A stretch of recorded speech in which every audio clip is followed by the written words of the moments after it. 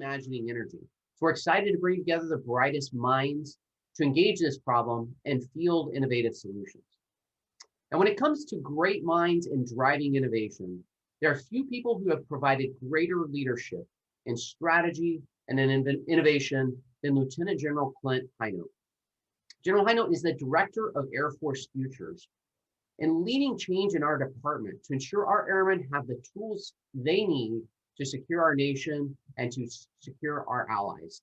General Hinote has a fantastic career spanning operations and as a deep strategist for many years. So only appropriate that it was his organization that really brought this need to the forefront, that engaged all of you in this energy challenge. And today it is my privilege to introduce to you General Hinote. Sir, thank you for joining us. Thank you for your phenomenal leadership. And thank you for your ongoing support to the AFWERX team. Looking forward to the continued partnership that we have with Air Force Futures.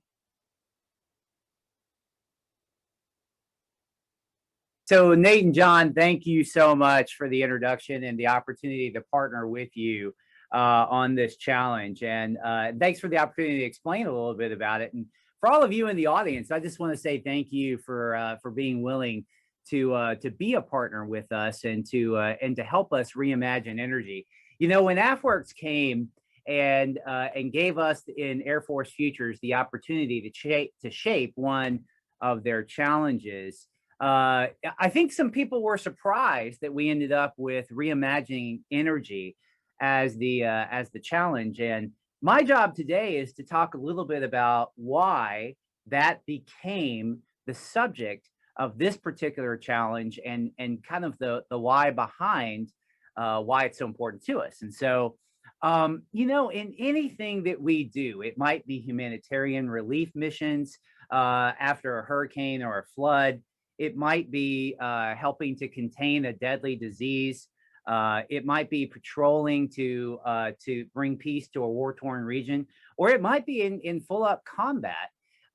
Energy is a limiter for us. You know, as we were saying, the Air Force uses a lot of fossil fuel. In fact, we are the primary, the number one user of fossil fuel inside of the Department of Defense. And the Department of Defense uses a lot of energy. And what we see is that the deployment of energy, the transmission of it, the storage of it becomes a primary limiter to the types of operations that we're able to do. So unfortunately, fossil fuels are expensive. They're really heavy. They require specialized people and equipment to work around and to be able to move.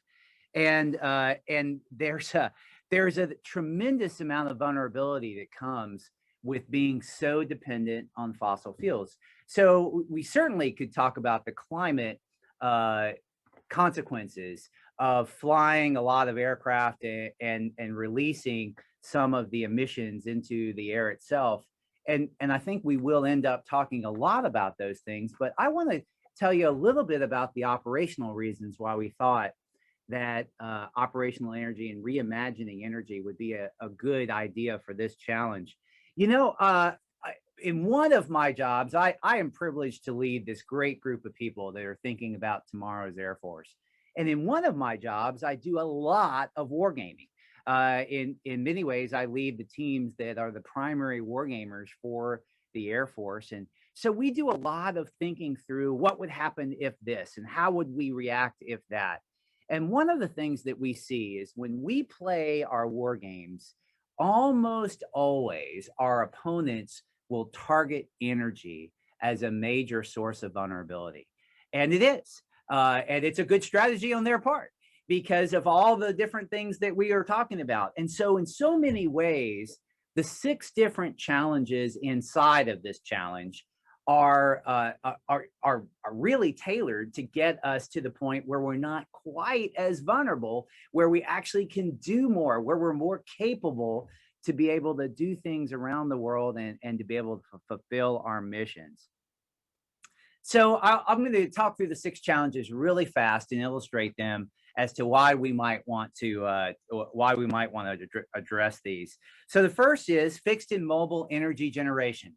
So as I have served in the Air Force, I have had to deploy to the Middle East many times, and several of those times as I was flying and patrolling no-fly zones and things like that, I would live in a tent city along with all of our unit. And the way that we powered a tent city, that was literally, there was nothing there except for desert, and we would build a tent city out of it. But the way that you power it is you put up a generation. Some people call it a generation farm. It's all these big pieces of equipment. They take fossil fuels and they turn it into electricity, and that's how you got electricity for your tent city. And it was loud. You had all these fuel bladders. It was smoky. You tried to put it as far away as you could from the tent city because it was just, it was really, it was bad for your health, for the environment.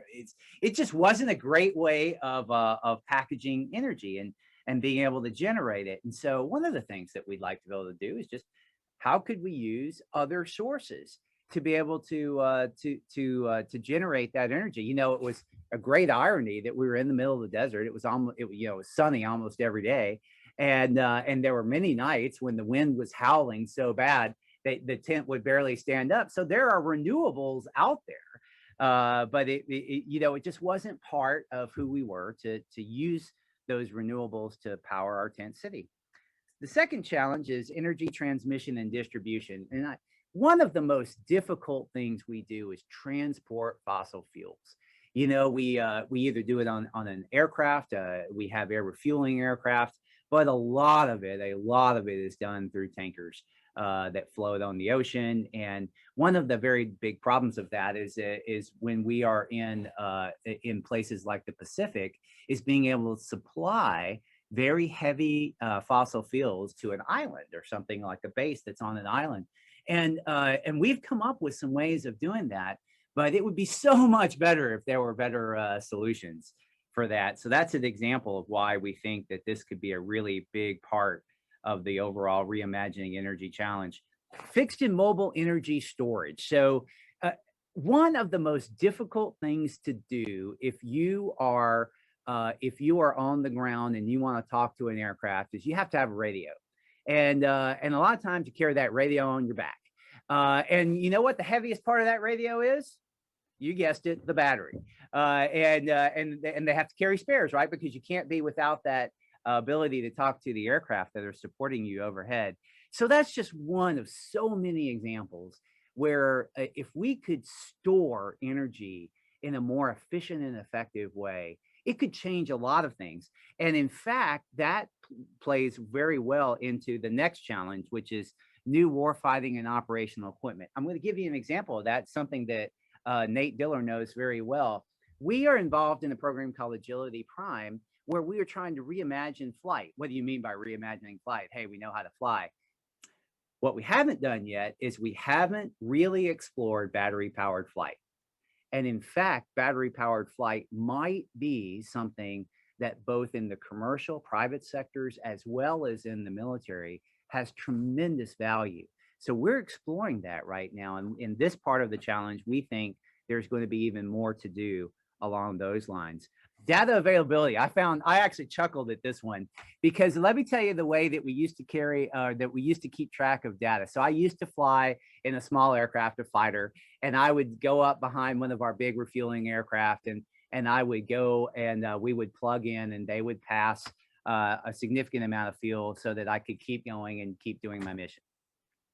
And they would tell us through the radio, hey, you got 500 gallons.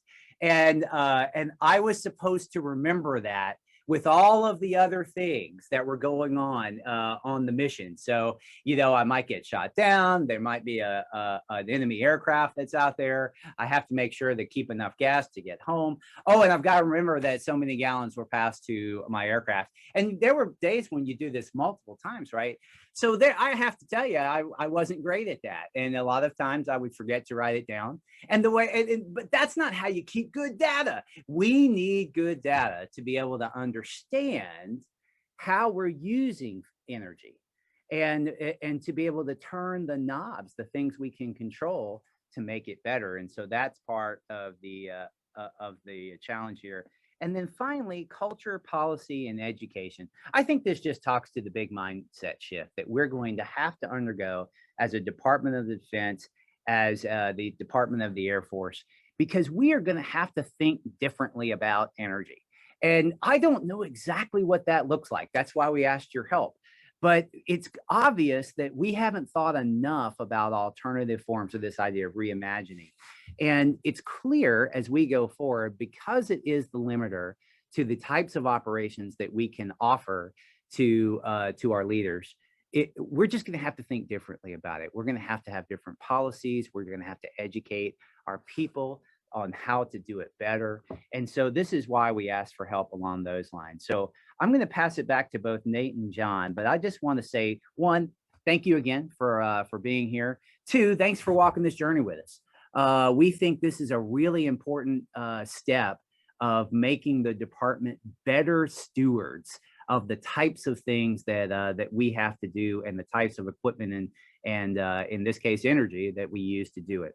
And then I finally just want to say I'm really looking forward to a time when our minds change and we have that mindset shift where we are thinking about alternative forms, alternative ways of energy. And that's good for a lot of reasons. And I've told you about the operational reason. I also think it's good for a lot of reasons that will help with our children and grandchildren. So with that, I just want to say thank you again and really looking forward to participating.